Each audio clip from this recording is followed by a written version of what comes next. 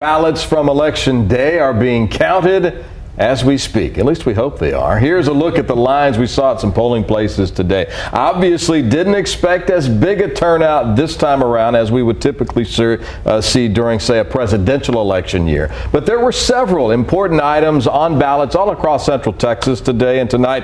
And one we want to focus on as we begin our digital coverage tonight is Austin's Proposition A. So here is a look at early voting results that we've gotten in so far in the Prop A race here in Austin. Take a look.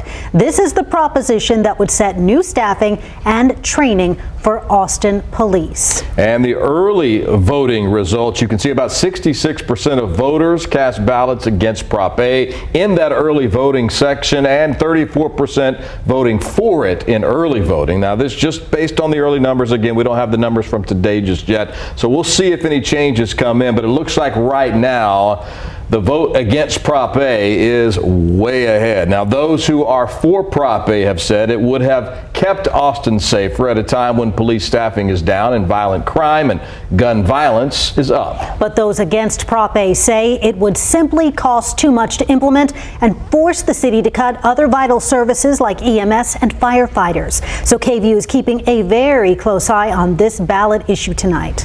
Mike Marut is live at the Save Austin Now headquarters, the party taking place now. We're expecting to hear from leaders from Save Austin Now within this segment of our digital coverage tonight. So we'll bring that to you live.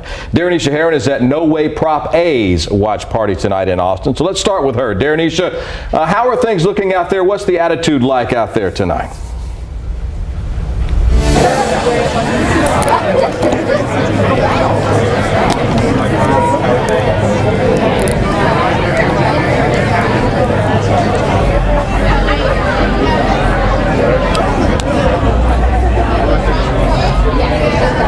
Well, we thought we had Darrenisha. I was going to say, this happens. We're live. She's getting results in as we speak, of course. We do have Tony Plahetsky here as well with us. I don't know if we're going to go to Tony now, but I think we should because Tony's been following this from the beginning. Again, Prop A, the early voting tallies, looks like it's overwhelmingly against Proposition A. 66% of the early vote, Quita, was against Prop A here in Austin. That is right. And Tony joins us now. Tony, I want to talk a little bit about what does this tell you about what we can expect in this particular race as the night continues? Well, a few things that I want to point out. We've heard already within the past 30 minutes from Austin Mayor Steve Adler as well as City Council Member Greg Casar, who are at this point claiming victory. Keep in mind that the City Council almost entirely was against Prop A. So we are hearing from the mayor and from Greg Casar this evening. We've also just in the last few minutes seen a statement that has been released by the Austin Police Association, essentially saying that they are defeated in their quest to have Prop A passed. So what happens next? That becomes the big question.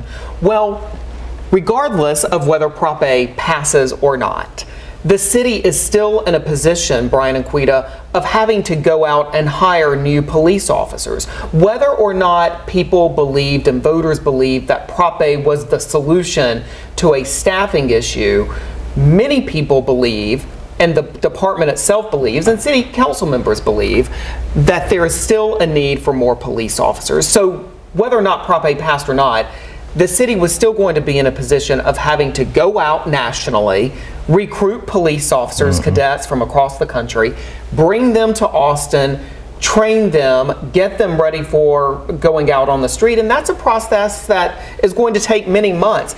Keep in mind, that's also going to be happening while we will continue to see people leaving the department, officers leaving the department. So whether Prop A passed or not, this was not going to be an immediate fix to the staffing issues that APD has seen. I think from what I'm being told that it's going to be at least a year, possibly longer, before the city really reaches a staffing level that the department is comfortable with.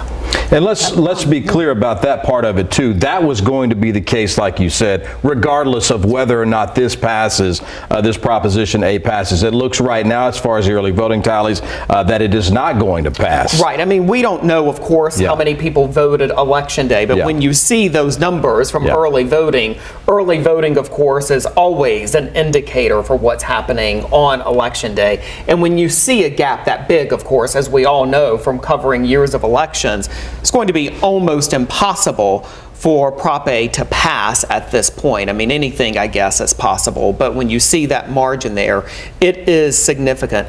Brian and Quita, I also want to point out that when you talk about policing in Austin, again, this was going to be the case whether or not Prop A passed or went down, and that is the city still has not really decided, and we as a community have not really decided what we ultimately want a modern police force to do, particularly those frontline officers.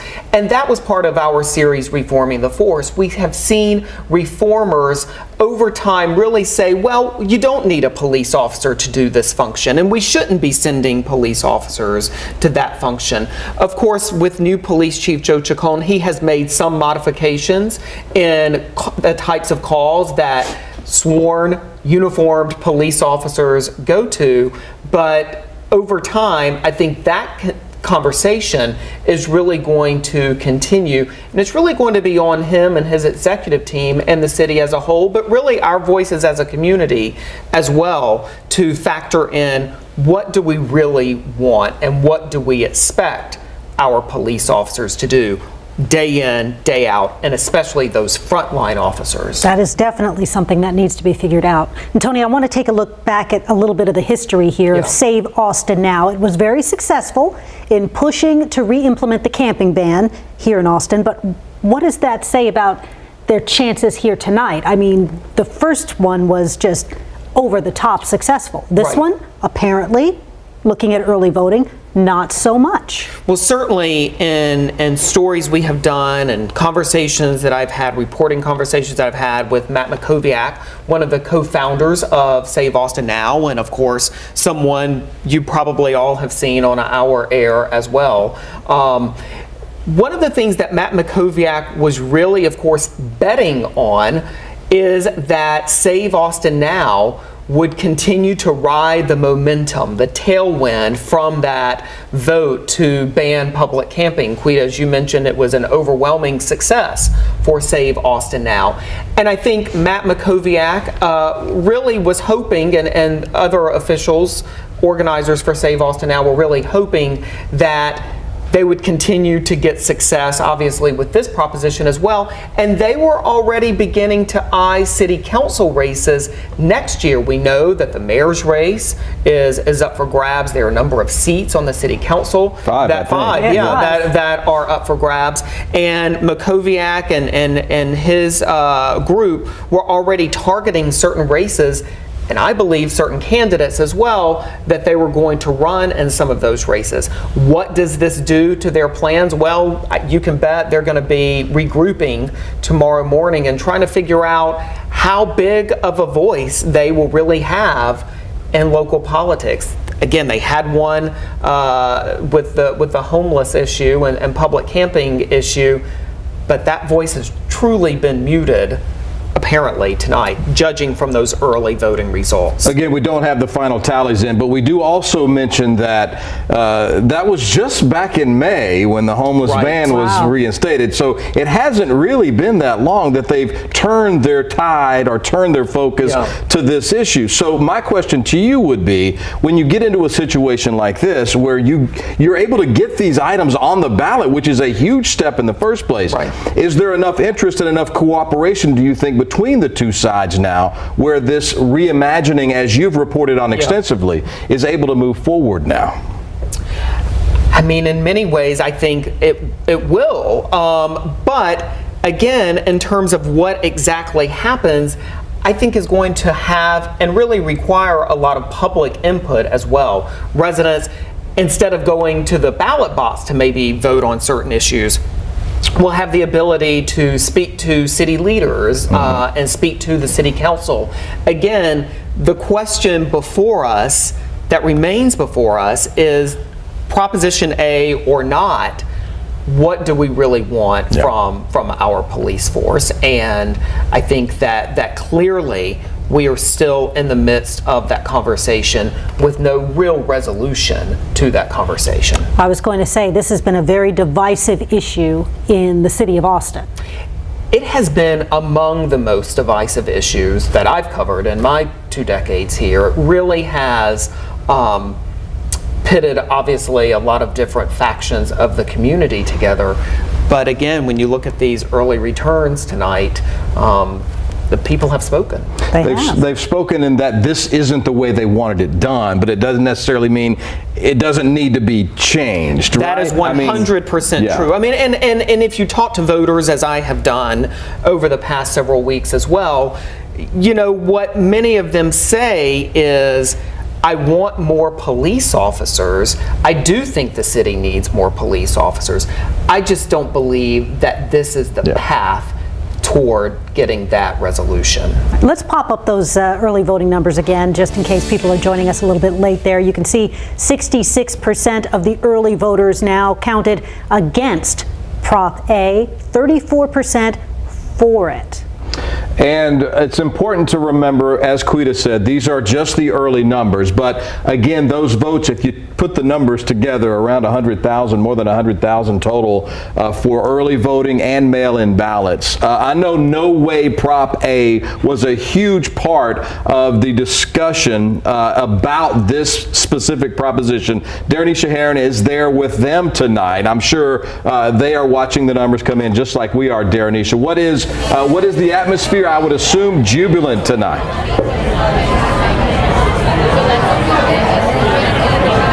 Hey guys, the energy here is very high and hopeful. When they heard those early voting numbers and saw that most people were voting against Prop A and they were leading by such a large margin, they started to chant and cheer. They were chanting No Way Prop A, and they really said that they feel like they have saved Austin. I mean, we know the results are not fully in, but those early numbers are very telling. I'm gonna step aside so you can see just what's happening here. They just wrapped up some of their speeches. They were calling these speeches victory speeches, even though we don't have the final numbers yet. But Council Member Greg Casar and Vanessa Fuentes and Mayor Steve Adler were speaking about pushing forward with police reform and how that will look, and just making sure that Austin will be safe for everyone. And again, people are just here kind of hanging out and waiting for those final results, but we know that they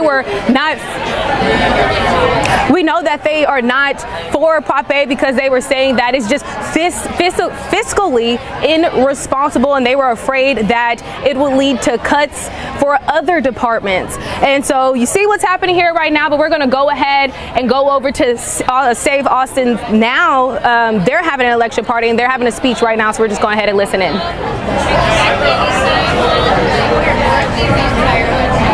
And it looks like we're still waiting for them to start that speech. Darrenisha Heron, thank you very much. Pulling back the curtain, we've heard that it's because the baseball game is on Fox and they don't want to go until Fox is ready. Here at ABC, we're ready, Quita. We are ready. Baseball. We're not waiting on any ball games. We're right here with you. There you on go. KVUE's Facebook page and Tony is still here with us. Channels. We wanted to talk a little bit about some of the statements that are actually coming out tonight. Yeah, I mentioned this earlier. So far, we have heard from Mayor Steve Adler and City Council Member Greg Casar. Again, two voices that have really helped lead the No Way Prop A movement. And then on the other side of the equation, we have also heard already from the Austin Police Association, of course, which was very much in favor of Prop A. I do just want to go over some of these statements that we've gotten. The police union saying that the steps moving forward are ultimately up to the mayor and city council to get the much needed academy class going going and start to rebuild the future of the Austin Police Department. There we have it on your screen there. And then in addition to that, I don't know if we have a full screen for it yet, but Austin Mayor Steve Adler released a statement saying the following. He says, quote, "Austin's culture and values were on the ballot tonight. The election reaffirms our community's belief that public safety for all requires a comprehensive system." All right, Tony, we're going to go to Save Austin now, right now. Have a little talk show up on a station called KVUE. No, thank you. Thank you. Mom, great to see you. I thought you passed, but thank you. Hey, look. Since about 1978, I've been saying on the radio, ain't it great to be alive in Austin, Texas? And frankly, last 6, 8, 10 months, I haven't had that same enthusiasm. I have it again tonight. Now, the news we've received so far is not exactly what we had hoped for. But please, let's put it in perspective. Folks like you and so many folks already understand. Unlike the last proposition, folks saw that. It was like a billboard, a living nativity scene at Christmas on every corner, and they got it. What is happening now, in my opinion, that victimizes this great institution of law enforcement, which is right there in our community, what our military has done, that gives us our constitutional freedoms, is this assault on the fundamental constitutional freedoms of what made America great and what made Austin great. You here and many thousands of people today already understand that. Unfortunately, we're probably going to have to go through a continued process of other folks finally understanding that. You get it, and that's a huge deal. Patrick Henry said, "Give me liberty or give me death." Death. He understood it, and he was defeated many times. Arguably the most transformative president of the United States in our history was Abraham Lincoln, and he was defeated a record number of times before the guy that gave equality and constitutional freedoms and protection to everyone. How did this happen in Austin, Texas? Well, it's the epicenter of social reformation and change. And maybe some of that's good. When you call the police in your business, or your home has been ransacked and totally... We'll monitor it, yeah. All right, we're going to monitor that from Save Austin now. We'll bring that to you, of course, on the news at 10 o'clock here in about an hour and a half from now. But as we wrap up here, Tony, your overall thoughts about the way this all went from the time it was placed on the ballot through our debate on Prop A to tonight, where it appears, looking at the early numbers, that Prop A will be defeated in Austin.